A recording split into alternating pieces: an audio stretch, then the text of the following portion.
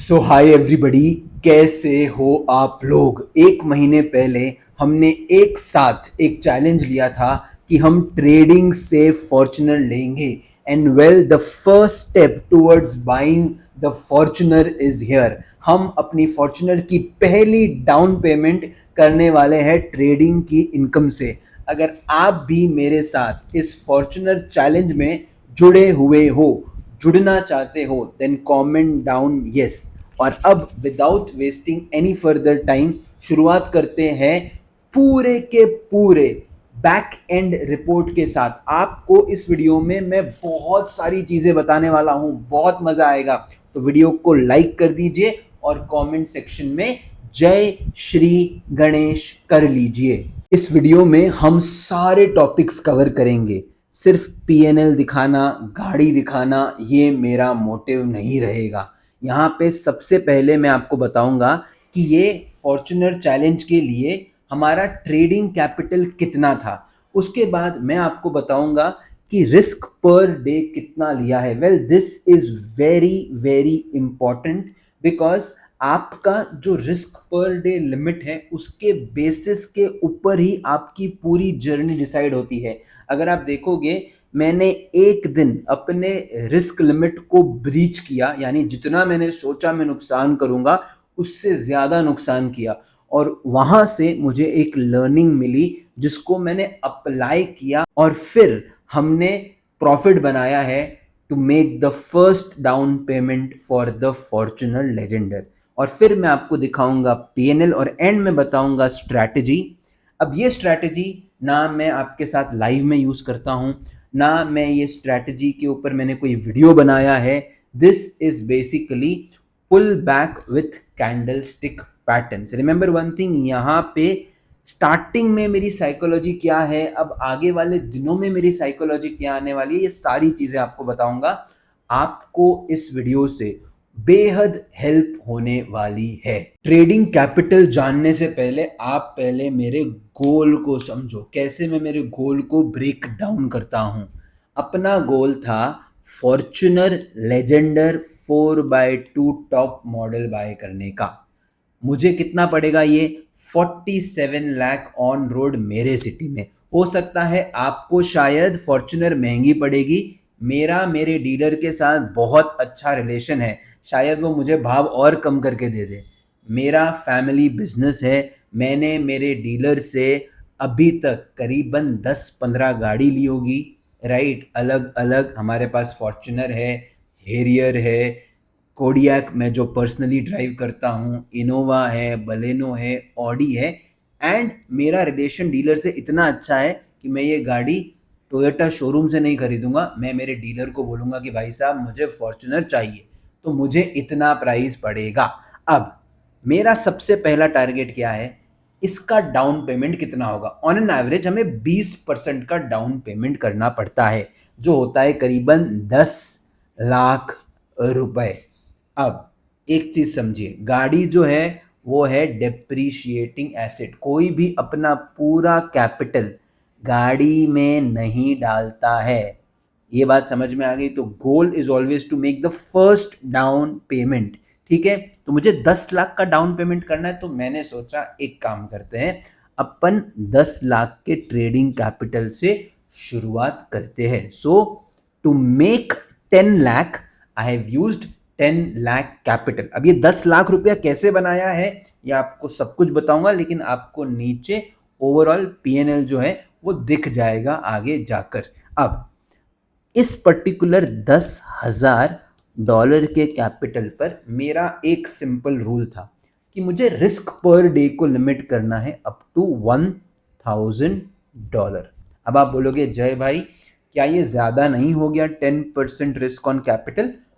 On an average हम वैसे भी 5% का पर डे रिस्क अपने कैपिटल पर लेते हैं, but because I have to achieve this goal in a faster manner for all of you, मैंने सोचा चलो रिस्क डबल कर लेते हैं। There is nothing to lose, मेरे पास एडिशनल कैपिटल पड़ा होता है, तो even if there is little bit of problem we will be able to manage it by adding funds. लेकिन उसकी ज़रूरत नहीं पड़ी, काफ़ी बेहतरीन तरीके से ट्रेड बनी, लेकिन ये रिस्क पर डे एक बहुत ही इंपॉर्टेंट फिगर है क्योंकि बीच में एक ऐसा दिन आया, the third trading day of this journey, जहाँ पे मेरा लॉस $1,000 से ज़्यादा हो गया and I had to make a decision.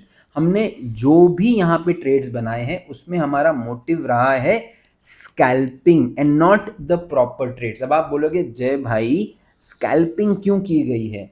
Remember one thing, मैं यहाँ पे एक गोल अचीव करने जा रहा हूँ, ठीक है। मेरा टारगेट था कि मुझे 10 लाख डाउन पेमेंट जो है वो फटाफट ट्रेडिंग से करनी है, और ये स्कैल्पिंग से इसलिए ईजियर है बिकॉज यहाँ पे accuracy is on the higher side.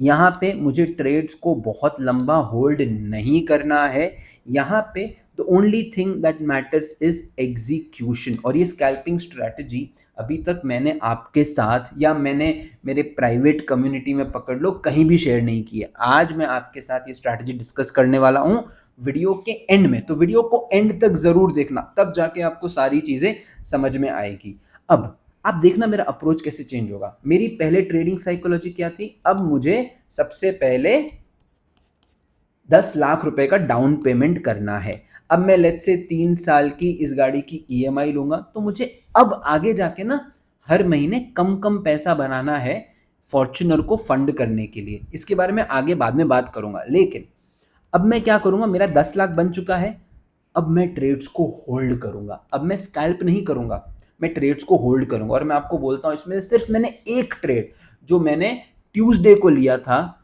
Gold में और बीटीसी में, अगर मैं उसको होल्ड करता ना दोस्त, मेरा प्रॉफिट $10,000 नहीं, शायद $25,000 होता। बट मुझे कोई रिग्रेट्स नहीं, बिकॉज मैं ये सोच के आया था when I am starting this challenge, मुझे पहले प्रॉफिट बुक करना है, घर पे पैसा लेके आना है। अब $10,000 आ गया है, $10,000 हम विड्रॉ करेंगे प्रॉफिट को, उससे गाड़ी की डाउन पेमेंट करेंगे और अब हम शुरुआत करेंगे ट्रेड्स को होल्ड करना। आने वाले कुछ हफ्तों में आप देखोगे कि अब हमारे जो प्रॉफिट्स है ना वो और भी बड़े होंगे। आरआर मेरा अभी भी अच्छा है, अगर आप देखोगे मेरा average loss is less than $1,000 on most days, और मैंने $3,000 भी बनाया है ऑन अ स्पेसिफिक डे। सारी चीज़ें पूरा का पूरा डिटेल बताऊंगा, लेकिन साइकोलॉजी समझना बहुत ज़रूरी है। मैं चाहता हूं कि मैं $1,000 रिस्क करके $10,000 भी बनाऊं, लेकिन अभी नहीं, वो टाइम आएगा और वो सारी चीज़ें मैं आपके साथ ज़रूर शेयर करूंगा। अब मैं आपको अकाउंट समरी बता रहा हूं, लेकिन उसके पहले एक चीज़ ध्यान रखना, मेरा रिस्क पर डे क्या था, $1,000, ठीक है। ये चीज़ को आपको याद रखना है। यहाँ पे अगर आप देखोगे तो मुझे हुआ है $4,000 का profit. This is in the EMA scalp old account. EMA scalp new account के अंदर हुआ है $6,300 का प्रॉफिट, यानी कि $10,500 का ओवरऑल प्रॉफिट। अब आपके दिमाग में क्वेश्चन आएगा, जय भाई ये दो ट्रेडिंग अकाउंट क्यों यूज हो रहे हैं? ये एक्सनेस के अंदर ही आपके पास ऑप्शन है that you can create 3-4 accounts. Now learn from what I am saying, ये बहुत इंपॉर्टेंट है। This is going to teach you lot of thing. First thing, हम क्या कर रहे हैं, स्कैल्पिंग कर रहे हैं। अब मैं आपको सबसे पहले दिखाता हूं, this is day 1 of starting the challenge, $3,000 का प्रॉफिट। उसके बाद 10 मार्च को फिर से $3,000 का profit, and then we have $2,000 का लॉस ऑलमोस्ट। अब आप कहोगे जय भाई आपकी लॉस लिमिट अचानक डबल कैसे हो गई? यही तो सीखना है। चीज नोटिस करना, मैंने एक भी नया ट्रेड नहीं लिया है इस अकाउंट में आफ्टर दिस। क्यों ऐसा किया है? फर्स्ट थिंग बता देता हूं, this is a raw spread account. जो कह रहा हूं चीजें नोट डाउन करना, ये आपको कोई नहीं बताएगा। अब चलते हैं हिस्ट्री ऑफ ऑर्डर्स में, सारी चीजें देखना। Look at the profits, accuracy कैसी है, शानदार। लॉस कैसे कंट्रोल में, $30, $700, $100, $80, $800 with in my risk appetite. लेकिन USDCHF के अंदर $1,300 का लॉस, बहुत बड़ा लॉस हो गया ये। कंपेयर करो हम इन सब लॉसेस से, this was a huge blow. मैंने इसमें रिस्क लिया सिर्फ $500 का, लेकिन साला $1,300 कैसे गया? फर्स्ट थिंग फर्स्ट, फॉरेक्स की मेजर पेयर्स कौन कौन सी है? EUR USD, USD JPY, GBP USD, USD CHF, AUD USD, USD CAD और NZD USD.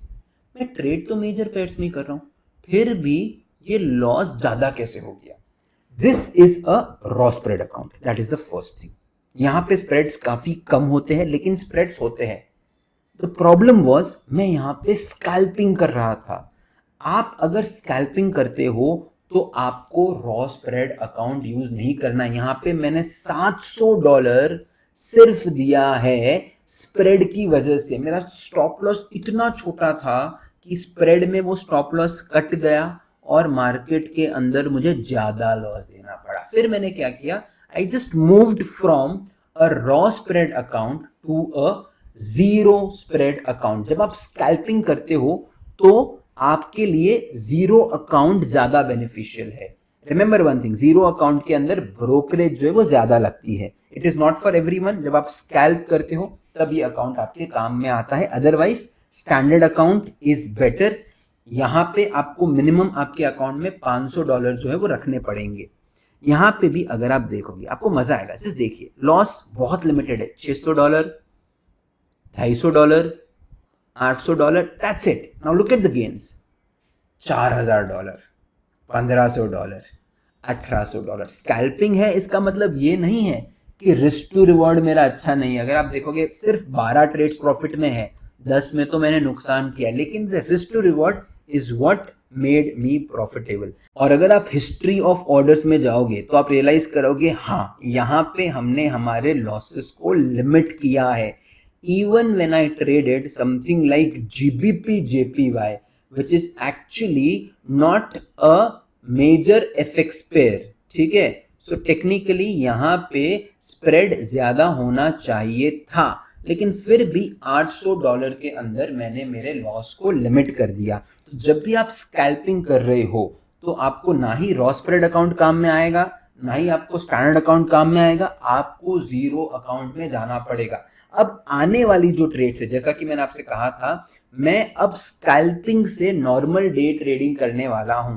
In that case now I will move to a raw spread account, because यहाँ पे brokerage is less. तो यहाँ पे करीबन $3 का मुझे करीबन ब्रोकरेज लगता है, और वहीं पे अगर हम ट्रेड कर रहे हैं ना जीरो अकाउंट तो करीबन $6 की आपकी ब्रोकरेज लगेगी पर साइड, यानी कि बाय साइड $6, सेल साइड $6 पर lot. So this is something important that you must know. Another important learning, अगर आप देखोगे हमने दोनों अकाउंट्स में मिला के, राइट, 15 + 22 करीबन 37 ट्रेड्स ली है। हमने इस अकाउंट में 17 मार्च के बाद ट्रेड नहीं बनाया, और अगर आप देखोगे 24 मार्च से ही यहाँ पे अपनी ट्रेडिंग जो है वो शुरू हो गई थी। एक चीज़ देखने लायक है, क्या मैं हर दिन ट्रेड कर रहा हूँ? 3 मार्च को ट्रेड किया, 10 मार्च को ट्रेड किया, 17 मार्च को ट्रेड किया।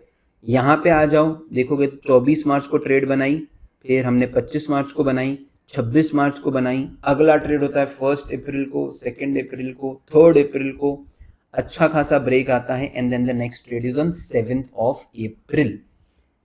पैसा बनाने के लिए हर दिन ट्रेड करना ज़रूरी नहीं है। आपको बिल्कुल भी ओवर ट्रेड नहीं करना है। You should trade only and only when your setup is forming. More important than that, क्या मैं मेरे डेस्क पे हूँ तो मैंने यहाँ पे जितनी भी ट्रेड ली है ना, मैंने मेरे डेस्क पे ली है। ये मिथ है, right, this is a myth कि यार आप वॉशरूम में हो, ठीक है, धोते धोते ट्रेड ले लोगे, right, don't mind the words. लेकिन इंस्टाग्राम ने यही चीज कर दी है कि अब ट्रेडिंग इतना इजी है, आप सोते सोते ट्रेड ले लो, सुबह उठे हो, फेस वॉश कर रहे हो, ट्रेड ले लो, ठीक है, जिम जा रहे हो, ट्रेड ले लो। मैंने ये जितने भी ट्रेड्स लिए हैं इनमें आपको एक टाइमिंग की भी कंसिस्टेंसी दिखेगी। जो ट्रेड एग्जीक्यूशन टाइमिंग वो मैंने रात में ली, जब मैंने पूरा ऑफिस का काम कर दिया है, लाइव बता दिया है, रात को इत्मीनान से मैं बैठा हूँ मेरे घर के डेस्क के ऊपर, तब मैंने ये ट्रेड्स ली है। पॉइंट समझ में आ गया? तो ट्रेड तब करो जब आप अवेलेबल हो, ठीक है? रैंडमली ट्रेड मत करो, वो एक खराब आदत है। It is absolutely one of the worst habit. मैं घूमने गया हूं, पूल में हूं, मैंने ट्रेड ले लिया। ट्रेडिंग को इतना कैजुअल मत बनाओ, फिर ना आप अपनी आउटिंग एंजॉय कर पाओगे, ना आप आपका जो मॉर्निंग का रूटीन है उसको एंजॉय कर पाओगे, ना ट्रेडिंग को एंजॉय कर पाओगे। ट्रेडिंग को एक बिजनेस की तरह समझो, जो डेस्क पे बैठोगे, टाइम डिसाइड करोगे, तभी ट्रेड करोगे। अभी तक का वीडियो अगर अच्छा लगा है तो लाइक जरूर करना, कमेंट करना, जय भाई मजा आ रहा है। Before I explain you the strategy with the help of number game importance, आपसे निवेदन है, अगर आप इस फॉर्चूनर ट्रेडिंग चैलेंज में लिए जाने वाली ट्रेड्स को समझना चाहते हो, आपको अगर उस ट्रेड्स के अपडेट्स चाहिए, then make sure to connect on WhatsApp. Link आपको डिस्क्रिप्शन में मिल जाएगा to join the private community. Understand one thing, अब तक हम स्कैल्पिंग कर रहे थे, लेकिन हमारा डाउन पेमेंट का टारगेट इज अचीव्ड। अब हम प्रॉपर ट्रेड्स लेंगे। आप स्कैल्पिंग किसी को अपडेट नहीं कर सकते हो बस। स्कैल्पिंग के टारगेट तो 5 से 10 मिनट में आ जाते हैं, लेकिन प्रॉपर ट्रेड्स में इत्मीनान से 1-2 घंटा लगता है अपने टारगेट आने में। ये ट्रेड्स रेगुलरली अपने कम्युनिटी में जा रहे हैं। अगर आप देखोगे आज भी हमने शानदार ट्रेड्स जो है वो बनाए हैं। सबसे पहले बीटीसी का ये लंबा वाला ट्रेड, उसके बाद अगर आप देखोगे गोल्ड के अंदर भी ये शानदार ट्रेड्स। सो आई होप आपको पूरी साइकोलॉजी समझ में आ गई है। Without understanding the psychology please do not try to trade anything. अब जो मैं आपको सिस्टम बता रहा हूँ ये मेरा अंडरस्टैंडिंग है, ठीक है? आप इससे कनेक्ट कर पाओ तो ही इस सेटअप को फॉलो करना। This setup is not for everything. Scalping है, फास्ट एग्जीक्यूशन है, और जैसा कि मैंने आपको कहा यहाँ पे लर्निंग की रिक्वायरमेंट बहुत ज़्यादा है। अब मैंने आपके सामने 9 नंबर रखे हैं। डिजिट्स कितने होते हैं? 9 ही होते हैं, 0 को हम अवॉइड करते हैं। आप अगर देखोगे इसमें आपको एक चीज़ दिखाई दे रही है। अगर आप पेंडुलम देखोगे तो पेंडुलम का एक सेंटर ऑफ ग्रेविटी होता है। सेंटर पॉइंट है, यहाँ से वो जाएगा, फिर से इधर आएगा, राइट, इस तरह जाएगा, ऐसे घूमेगा, करेक्ट है? There is a centre point जहां से इसे घूमना है। उसी तरह अगर आप 1 से 9 नंबर को देखोगे तो 5th नंबर जो है ना, it acts as a centre, right? अगर आप देखोगे ये 5th number also suggest balance. Balance कैसे? इसके लेफ्ट की तरफ 4 नंबर, राइट की तरफ 4 नंबर। तो मैंने सोचा क्या इस पर्टिकुलर अंडरस्टैंडिंग को हम ट्रेडिंग में ऐड करके कुछ बेनिफिट कर सकते हैं, राइट? तो ये एक अंडरस्टैंडिंग थी। 5 number suggest what? Balance, right? इसी बैलेंस को हमने ट्रेडिंग में यूज करना है। सिंपल साइकोलॉजी है। अब मैं आपको दूसरी चीज दिखाता हूं। मैंने क्या कहा था आपसे? सेटअप क्या है? Momentum plus pull back. बात समझ आ गई? ठीक है, क्लियर है? अब सिंपल सेटअप जो हम इन जनरल फॉलो करते हैं हमारे यूट्यूब लाइव में, हम क्या करते हैं?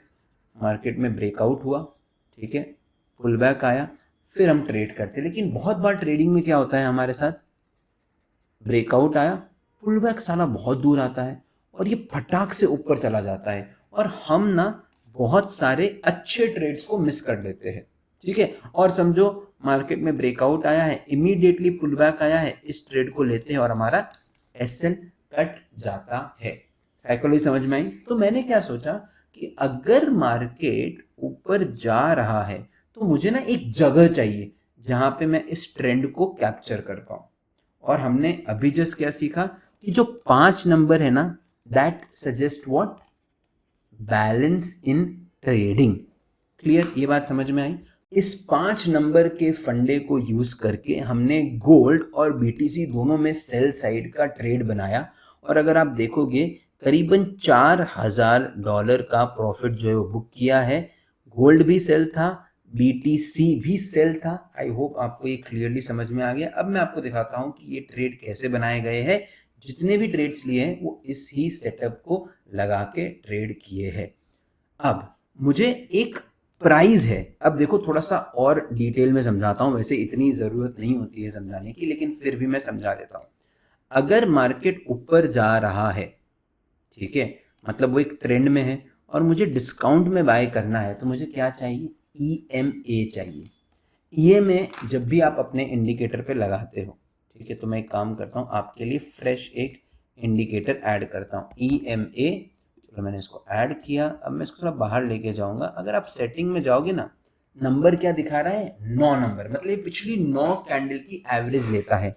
मैंने आपसे क्या कहा? मुझे एवरेज क्या चाहिए? 5। क्यों? क्योंकि 5 इज सजेस्टिंग मी बैलेंस। तो आपको सिंपली यहां पे जाना है और 5 टाइप करना है। Again telling you, this is a strategy which is not for everyone. बात समझ में आ गई? क्योंकि हो सकता है आप इससे ओवर ट्रेडिंग कर बैठो। You will have to combine price action plus this EMA। Price action में आपको क्या करना है? आपको जाना है अपने टेलीग्राम चैनल पर, यहाँ पे आ जाइए। मैंने आपके साथ यहाँ पे काफी सारे लर्निंग वीडियोस जो है ना वो शेयर किए हैं। इन सारे लर्निंग वीडियोस को देखिए, specifically trap trading strategy, the breakfast strategy for making profits, इन दो को देखोगे तो आपको प्राइस एक्शन समझ में आ जाएगा। एंट्री के लिए हम क्या यूज कर रहे हैं?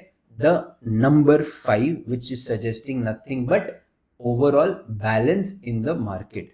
अब मैं आपको लेके आता हूं यहाँ पे इस चार्ट के ऊपर। आप देखना मैंने क्या किया। मैं जैसे ही EMA डाल रहा हूं, मैंने 5 और 15 EMA का इस्तेमाल किया है। ठीक है, यहाँ पे जाओगे, सेम 5 और 15 EMA को मैं लगा देता हूँ। अब आप कहोगे जय भाई 15 EMA क्या सजेस्ट करता है? इसका ट्रेड लेने के लिए कोई इंपॉर्टेंस नहीं है, it is just to understand the trend. जब भी आप अपने चार्ट के ऊपर 2 EMA लगाते हो और उन 2 EMA का डिफरेंस अगर आपको ज्यादा दिखता है as compare to the overall day, तो मैं जब भी ट्रेड बनाता हूं ना, मैं एक चीज देखता हूं कि क्या जो डिफरेंस इन द विड्थ है of both the EMA, is it the highest for the overall day. ठीक है, मतलब हो सकता है पूरे दिन में ट्रेंड अगर इतना बड़ा आ चुका है, ठीक है, और जब मैं ट्रेड करने बैठा हूं तब इतना ही मुझे डिफरेंस दिख रहा है, राइट, दोनों EMA के विड्थ में, तो मैं उस दिन ट्रेड नहीं लूंगा। And that is the reason अगर आप देखोगे नंबर ऑफ ट्रेड्स बहुत कम है। So I want to capture the most trending part of the day, और इसीलिए मेरे लिए EMA बहुत काम आती है। सो यू कैन से कि यार इस पॉइंट के ऊपर सबसे ज्यादा डिस्टेंस था between both the EMAs। Simple, market ने क्या किया? सबसे पहले अगर आप देखोगे एक लेवल का ब्रेकआउट हुआ है। थोड़ा सा मैं आपको यहाँ पे लेके आ जाता हूँ। There is a breakout of this level. Level के आने के बाद ऑल आई वांट इज कि मार्केट 5 EMA जो है ना वहां से रिजेक्शन ले। ठीक है, जरूरी नहीं है कि मैं एग्जैक्टली इस कैंडल लो के ऊपर ही ट्रेड बनाऊं। मुझे ये रिजेक्शन मिला है, अगर मैं स्क्रीन के ऊपर हूं तो बहुत बार मैं सिर्फ रिजेक्शन के ऊपर ट्रेड ले लेता हूं, बट बिकॉज आप बिगिनर ट्रेडर्स हो तो आप ग्रीन कैंडल के लो के नीचे ट्रेड बनाओ। सेम केस आप यहाँ पे देखोगे, ठीक है, मार्केट में एक सपोर्ट का ब्रेकडाउन हुआ, एक अच्छे खासे सपोर्ट का ब्रेकडाउन हुआ। Also look at the width of the EMA। यहाँ पे अगर आप देखोगे हाईएस्ट विड्थ है। ब्रेकडाउन तो यहाँ पे भी हुआ था, लेकिन जो EMA की विड्थ है वो इतनी ज्यादा नहीं थी। यहाँ पे मुझे हाईएस्ट विड्थ दिखी।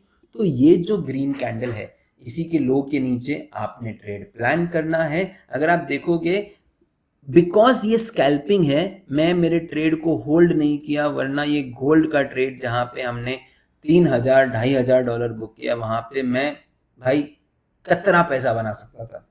पर वहीं पे अगर आप देखोगे तो BTC के अंदर मैंने सही टाइम पे प्रॉफिट जो है वो बुक कर दिया।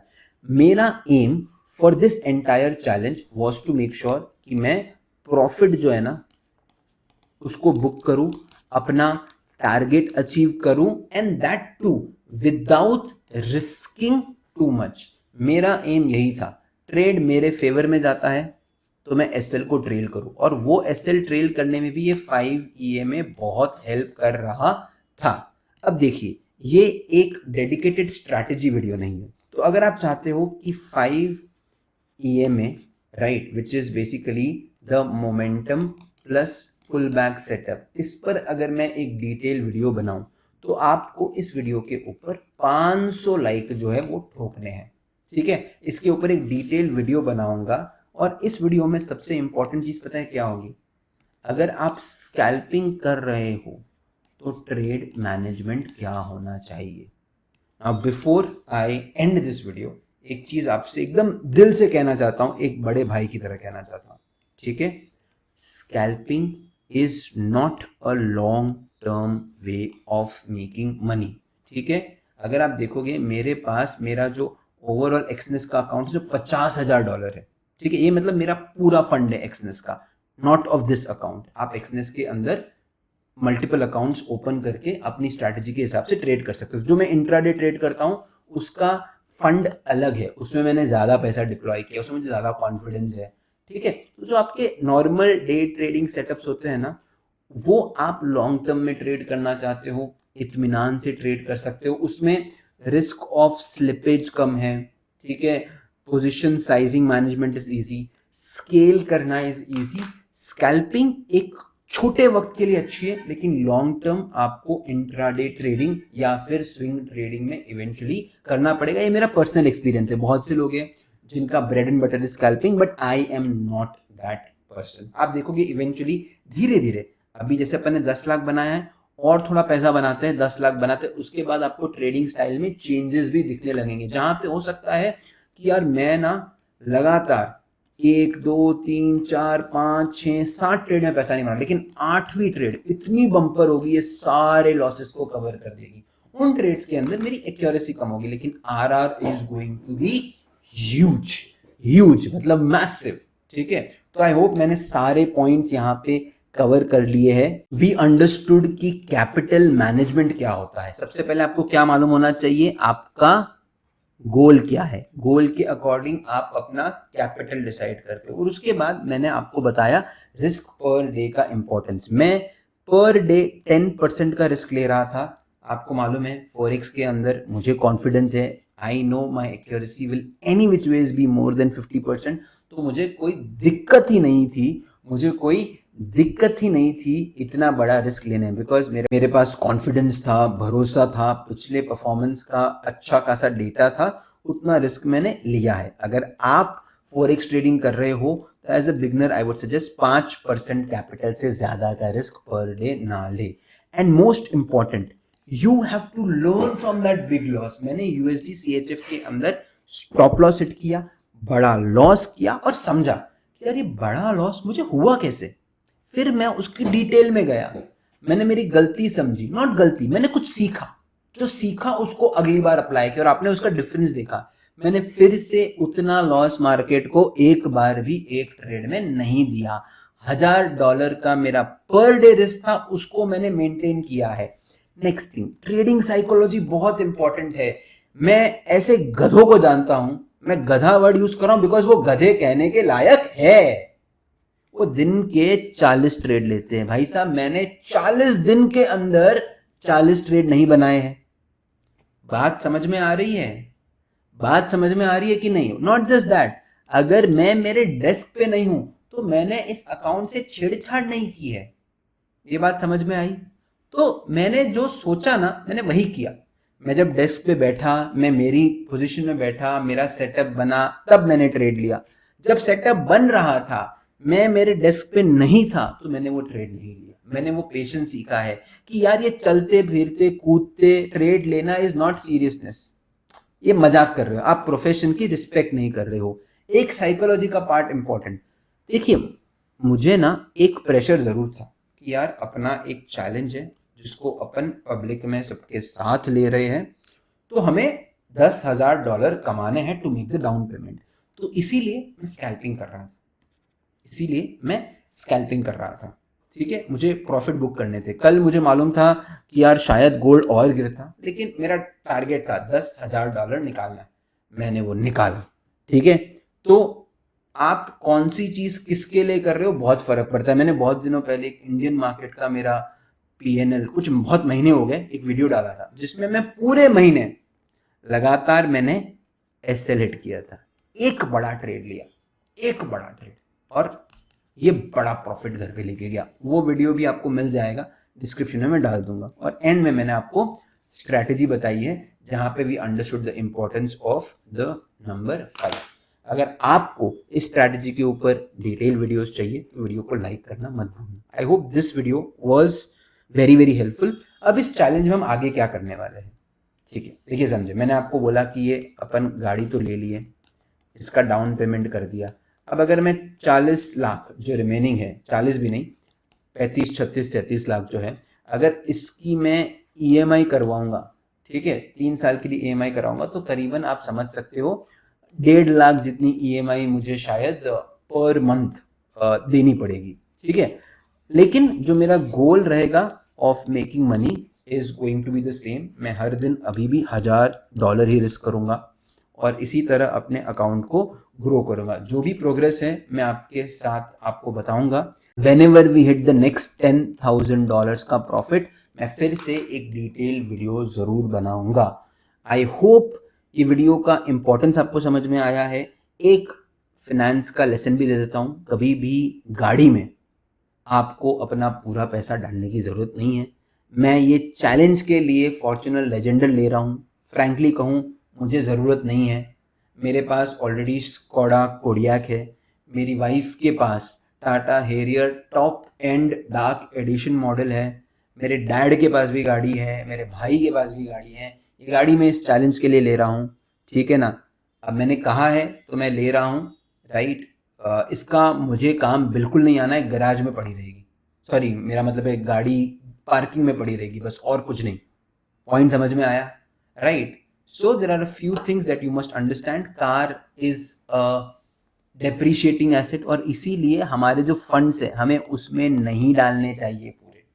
रादर वो 40 लाख में डालूंगा ट्रेडिंग में, उससे बनाऊंगा पैसा और उससे दूंगा EMI। बात समझ आई? तो वो कॉन्फिडेंस होना चाहिए अपने को ट्रेडिंग में। यस, एंड कुछ लोग कहेंगे जिंदगी एक ही है। भाई साहब शौक बड़ी चीज है, शौक होना चाहिए, ठीक है। लेकिन ऐसा शौक भी नहीं कि यार मैं उस गाड़ी को चलाने वाला ही नहीं हूँ, सिर्फ पार्किंग में रहेगी, ठीक है। भगवान की दुआ से अपन अच्छा पैसा बना रहे, लेकिन पैसा हमें उड़ाना नहीं है। That is one note. With that note, cheers guys. Video को लाइक जरूर करना और कमेंट में भर भर के अपना प्यार दीजिए। Thank you so much.